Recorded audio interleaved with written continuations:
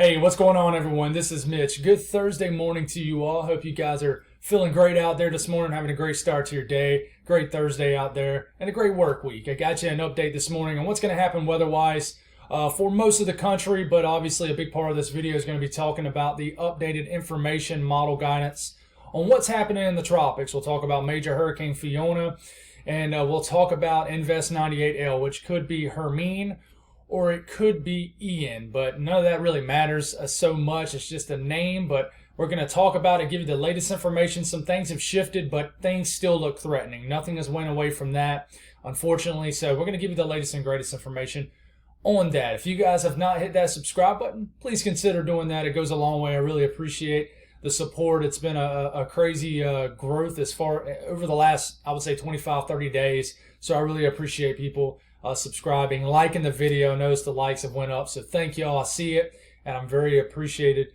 of everything that of all the support y'all giving me, for sure. Hit me up on Twitter, especially when it's active, guys. I'm telling you, you won't regret it. I know not everybody has Twitter. More people have Facebook and Twitter, but the link is below the video. It's a great way to follow along, guys. There's not only me, but there's a lot of other great people, weather enthusiasts, meteorologists. I'm just a weather enthusiast, but meteorologists, to provide great information, constant updates.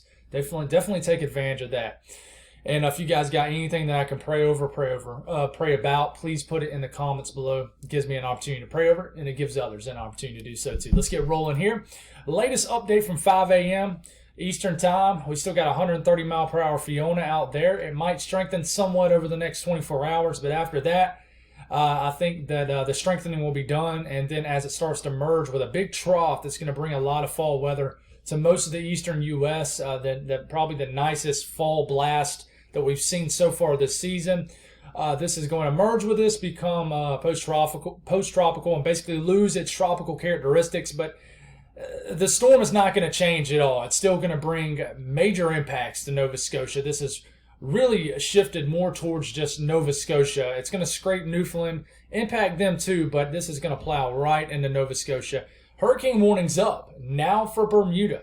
We'll talk about that here in a second. And then we got, Invest 98L, which could develop. It's firing off some decent convection this morning. Storm Prediction Center, I'll briefly mention this, and we'll talk a little bit more about this in the second half of the video. There's a marginal risk stretching from almost to Charlotte, basically Raleigh, all the way up to Boston. This is due to this big, powerful cold front. It's digging very sharply down here. This is going to provide some dynamics for some severe weather threat today. Tornado threat. I need to work on speaking this morning. I am slurring my words bad. But a tornado threat, very low compared to yesterday. Maybe even non-existent. It's hard to say completely non-existent.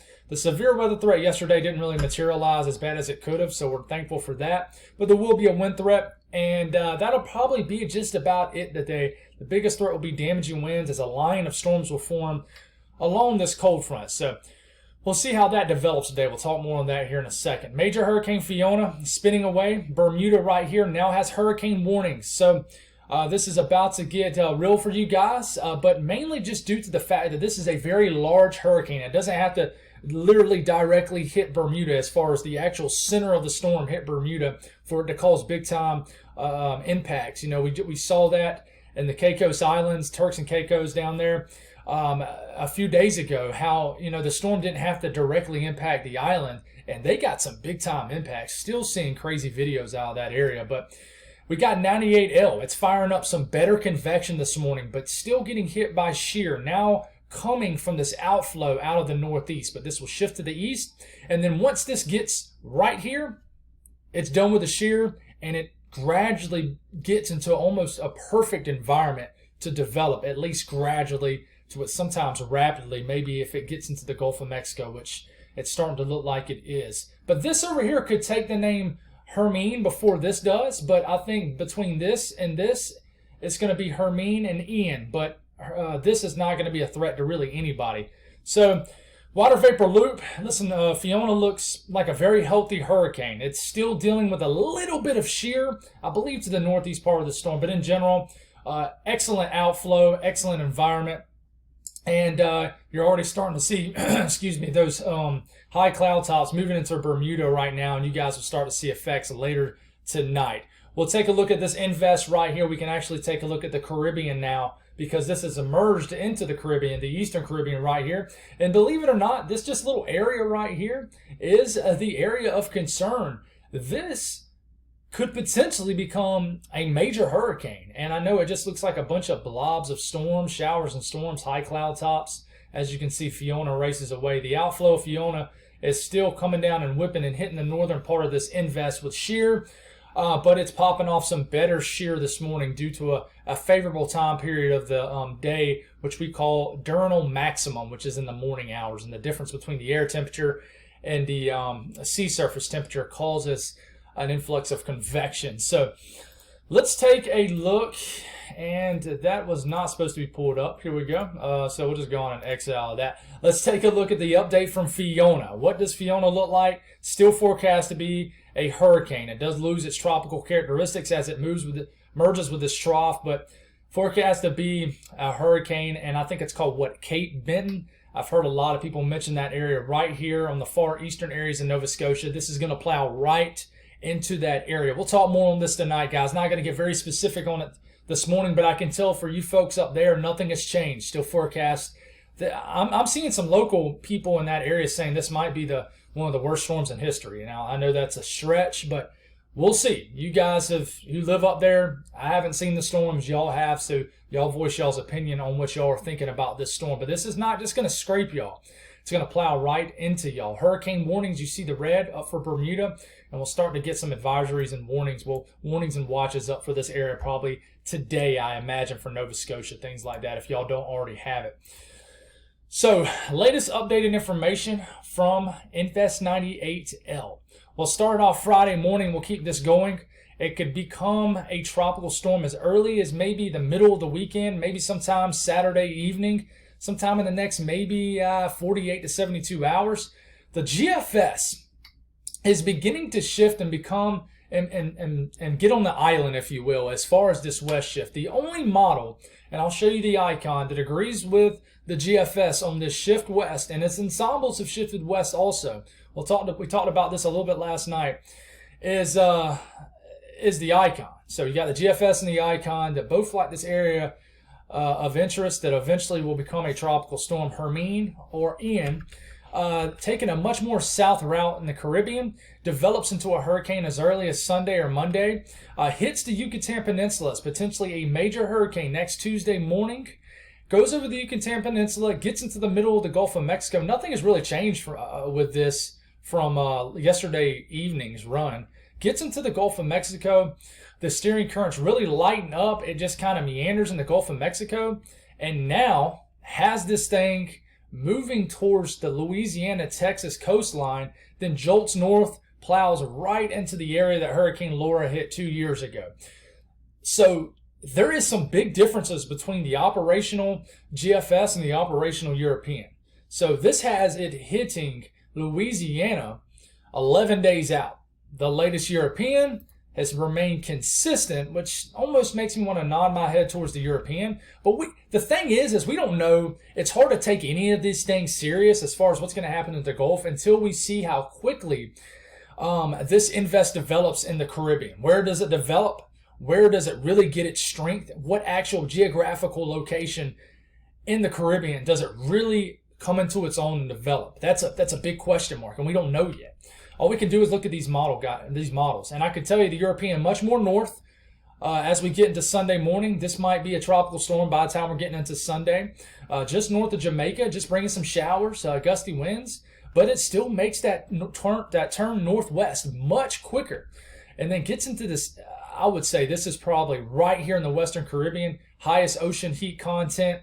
I would say the environment is most best almost right here in the Western Caribbean, just south of Cuba. The waters are the most warmest, and I think the upper wind pattern is definitely the most favorable in this area. This makes landfall in Western Cuba as potentially a Category 2, Category 3 hurricane Tuesday morning, when the GFS Tuesday morning has this slamming right in the Yucatan Peninsula, heading right towards the central and almost western Gulf. The European did shift a little bit further west, I would say, just a hair, but now doesn't really have it making landfall necessarily in and around Tampa, but a little bit further north into the Big Bend areas of Florida. 1 week from today, literally, it would be, if the Euro is right, it would be making landfall in the Big Bend areas, the southern Big Bend areas of I almost said Texas, of Florida, 1 week from today. And then, of course, it would keep moving north, affect areas of southeast Georgia, the Carolinas. But, after that, it's hearsay. So it's a big difference. The European has a landfalling hurricane 7 days from now. The GFS has a landfalling hurricane 10 to 11 days from now. That's a 3.5, 4 day difference, guys. That's a big difference. Canadian has shifted more towards the Euro. It's a more east route now. In fact, I would argue it looks like it's more east and northeast than the European is. Makes a landfall as a hurricane, category 1, 2 hurricane in Cuba, western Cuba, rides up into areas of Key West, makes landfall into the southwest coastline of Florida as a category 1, category 2, maybe hurricane, crosses Florida, gets into the cusp of the southeast, and then scrapes the Outer Banks maybe next Thursday night and a Friday morning, the last day of September. So the Canadian makes landfall as early as 5 days from now. So let me tell you, there is some massive day differences here. Canadian, as early as it'll make landfall in 5 days. Okay. And then you got the GFS as far out as 10 to 11 days. That's a big difference, guys. The Icon follows more so the GFS, makes landfall around Tuesday night, next Tuesday night into the Yucatan Peninsula. This only goes 180 hours out, and it looks like it's almost heading due west and heading towards the middle of the Gulf of Mexico. Takes more of that GFS route. Now we look at the GEFS ensembles. It's a great thing to look at. Here's all the ensemble runs right here combined together to make one run. And I can tell you, this has shifted a little bit further west. I can tell you the ensembles were not following its operational run there for a while. But now, and we still got the loading slow on Tropical Tidbits, and I really think the servers are just slow. It's not the internet. I don't think. I thought it was the internet last night, but I honestly think it's just because everybody's checking these models all at one time this morning. But this is a solid signal regardless if it's more west or east. This gets into the Gulf of Mexico, but I would say the ensemble run is still more east than the operational run. But I can tell you, I'm trying to see the change from run to run, but I can't just due to the fact the site is running slow. But this is strong signal that 6 days from now, we have a tropical cyclone, a tropical system entering the Gulf of Mexico. So whether it's more west, whether it's more east, I think this is still a legitimate threat, guys. We look at the European ensembles. So this is a different way to look at it. I've been looking at this instead of the other way. I know it's a little bit smaller on your screen, but this black line is basically the average between all these other routes. So this is the average route between all these other routes, if that makes sense. So you got 50 members that make up the EPS ensembles. So between all these members, this is the route, the average route. So plows it almost right into Tampa Bay or just north of Tampa Bay as probably a hurricane. But you got some members that are way over here, some members that go more south. But the European ensembles are a little bit more consolidated, look a little bit more confident on where it wants to go. There's not really any members that take the GFS route. Now, the GEFS ensembles from overnight, of course, they're a little bit more west. The average run has it going more so into the panhandle of Florida. But look at these stronger storms that are west of the main route right here, the average route, if you will. So concerning for sure, guys. We'll give you a bigger update on this tonight. Let's talk about what could happen in our neck of the woods. Big cold front, big cold front. I'm looking forward to it. I'm actually excited. I love cold fronts that can come through and just provide a massive, sharp drop in temperatures. I love it. I've always wanted to live somewhere that it happens more often, like the Midwest or something. But this is about as good as you can ask for September. Blazing hot in the southeast today. One of the hottest days. I think might be the last hottest day of the year, if that makes sense. So we'll see what happens. But along this front, some showers could develop. But I think you got to go the further northeast you go, that's the higher chance of storms you get into Virginia. Maybe an isolated storm or two, even all the way into the Piedmont, North Carolina, upstate South Carolina. I'm actually hoping we get some rain here in Columbia, South Carolina. I've not had rain at my house since September 10th, which I know you folks out there in Texas are laughing at me saying, man, we didn't get rain the entire summer. But nothing's really drying out because on September 10th we got almost 3 inches of rain. But we haven't had rain in a while. Been almost 2 weeks. And I have a feeling that it's not going to be widespread out there. I'm hoping it is. Cold front will move through. Will spark some showers and storms. Some could be severe. Carolinas to Virginia. Outside that, not a whole lot going on. The Northeast, you're already dealing with rain this morning. The cold front's passing this morning. And I think the biggest severe weather threat will actually be later this morning into the early afternoon. Then it will clear out. The cold weather will move in. Not cold, but cooler weather. But this could be an intense line of storms anywhere from Washington, D.C. up to the down east areas of Maine into Boston. I mean, this could be a very long distance line of storms all the way from eastern Virginia. And there might be all the way up to the down east areas of Maine.